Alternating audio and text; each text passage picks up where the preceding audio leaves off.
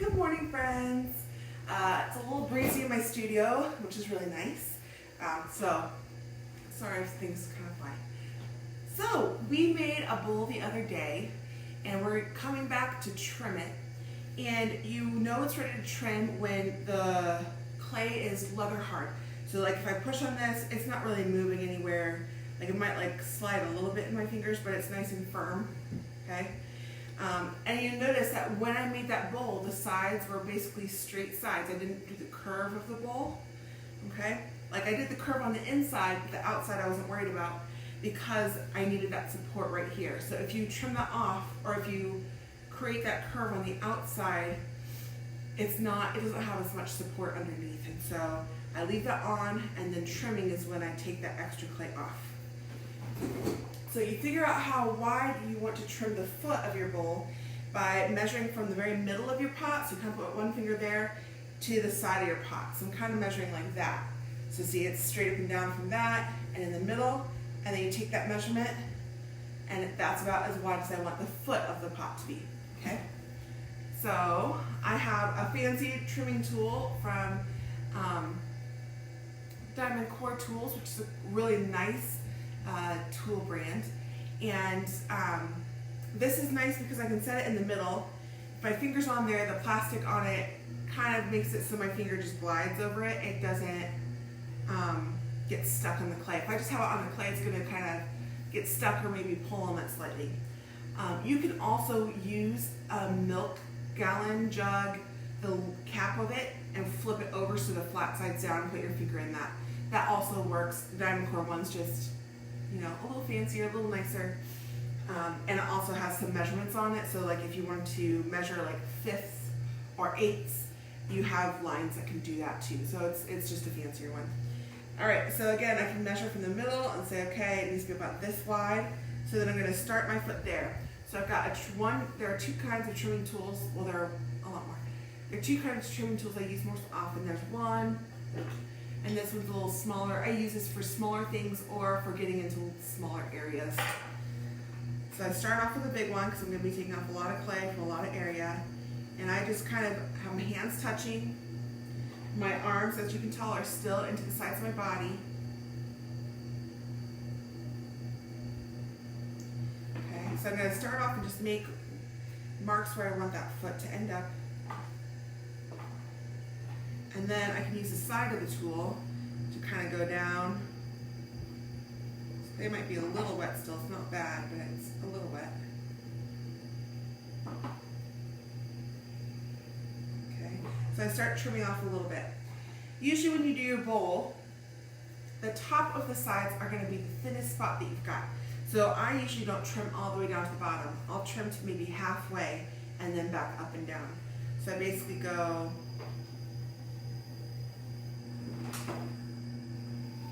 just from like here up. And that's where I trim from. That's probably going to be the spot that has the most clay to get out of there. I don't know if I said this before, but when your bowl is leather hard on the top and it's still on your bat right side up, after you trim it, after you throw it. So when it's right side up, after you throw it, when the rim of it gets leather hard is when you can flip it over, and then you let it dry more because that bottom part is thicker and it takes longer to dry. So you just let that dry upside down until the bottom part is leather hard. Sometimes if I know that there's a huge difference between the thickness of my rim and the bottom, I'll cover the rim with plastic so it doesn't dry all the way out, and then let the bottom of it dry out even more. So like the plastic covers it so it can't dry that rim, but I can dry the bottom still. So I'm gonna go from right here. Usually I do it more back towards me because I'm more control, but so you can see I'm gonna do it more out here.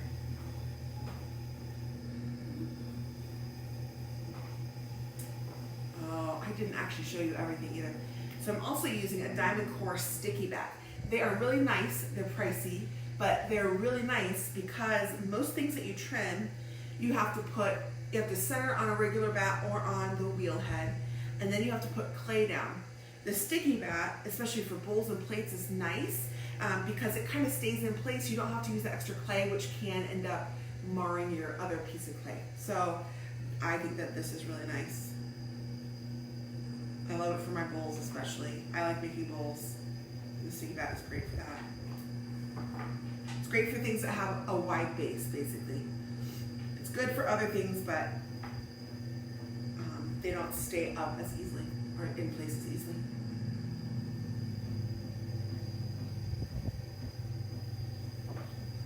So really at this point, I'm trimming the most right at this foot here and right in here.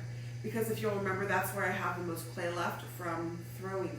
Because I have that support that's still in there. And so so I could even go down farther right here to create a deeper foot. If you don't know how thick your foot is, you can have it right side up again before you start trimming and put your needle tool in to see how deep it is, just like we do when we're throwing, okay? What do I think? You can check the sides of it. You can also tap it. You can hear, you kind of want the same sound wherever you tap. That's pretty good, really. Might go a little bit more. That sound, it's almost like wind chimes or a hollow wall. You can kind of hear the difference between how thick areas are. And so I don't always remember which way is which one's thinner, which was thicker, but I can tell when they're close to the same, and that's what I really worry about, is being close. Okay. So then I'm going to trim the actual inside of the foot. So that was trimming the bowl shape, okay? Is that even? That's pretty good. I'm gonna do a little more. Especially right here, I feel like it's not quite a smooth transition. There we go.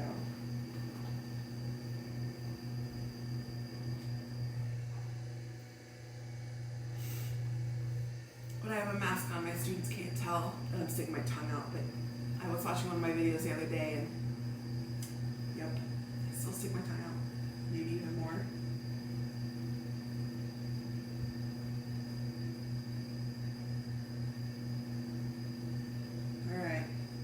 So then I'm going to trim the foot, and the foot you really want about 1/4 inch. I mean, you can make it wider, but you can, you usually want it about 1/4 inch. And so I start off, my fingers in the middle again. Well, I don't want this in there because I'm going to trim that part. So fingers kind of in the middle. I always have my hands touching, even if they're touching the same tool, that still counts as touching. And I'm going to lightly go around. And if you notice, I don't know if you can tell from there, but I start trimming a little bit wider than I'm going to end up. And that's just because if my tool gets stuck, I have a better chance of being able to recover it if I do it this way. So I've kind of made where I want it to end up. Then I'm going to go from the middle to the outside, just kind of go back and forth until everything's even. I've trimmed off as much as I can.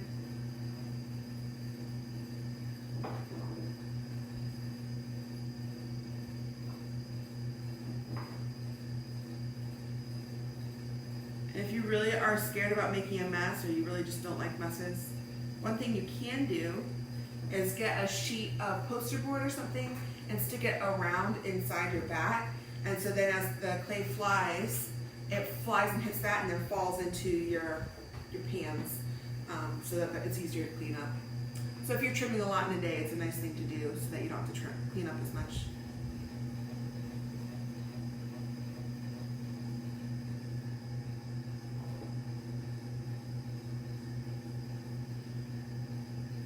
And you do want to be careful on the middle. It can, it's the easiest spot to collapse is the middle part. And so I tend to be really careful pushing down on that. You can hear, they sound very different, and that makes me concerned that this is too thin. I mean, it's not going anywhere right now, which is good. If I push on it, it doesn't go anywhere. So that means it was a good leather heart. But I'm going to leave that alone because I don't want to go through my pot.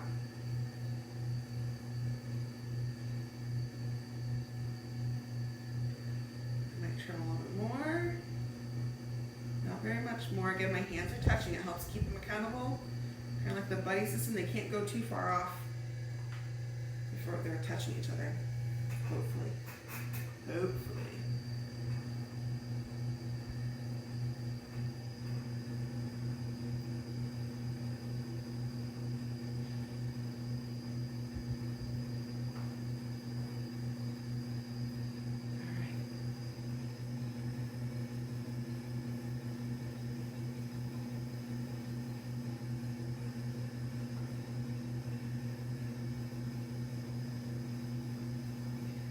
You can trim quickly, you can trim slowly. It's all up, depends on your comfort level. Okay, and then I am missing my red rib. Hold on just a second. Okay.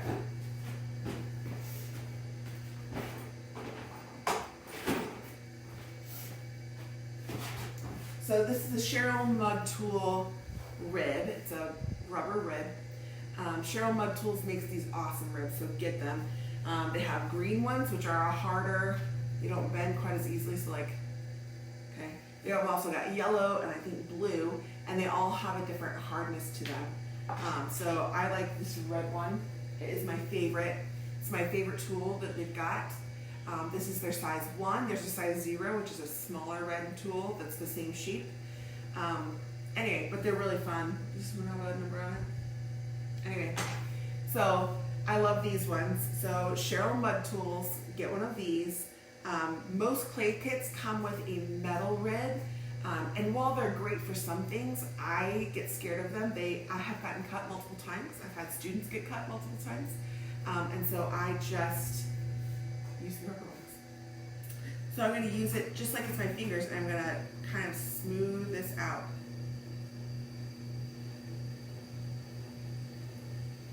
So you're really just using it to smooth out any of the grooves in there. It's also compressing the clay. Compressing the clay kind of makes sure that it's not going to crack, that everything's pushed back together, because as we pulled it apart, as we pulled walls and stuff, it kind of pulls it. So we're kind of pushing it back together.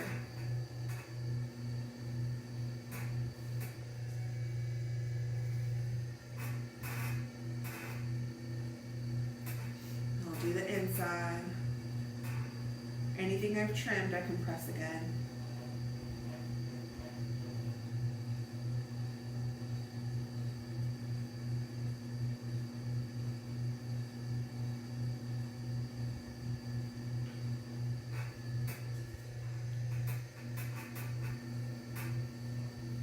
Compress the foot. Then I do the edges. So when I do the edges of it, I kind of bend it slightly to get those edges rounded.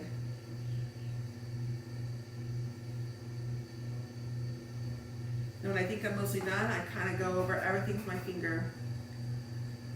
I do like feeling things, so I really know how things went.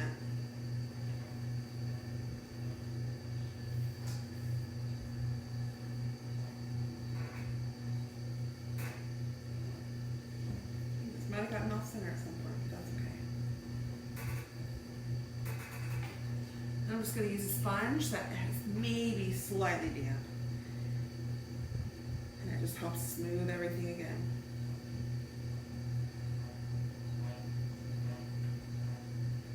All right, there you go. And then you're going to sign it like you're famous.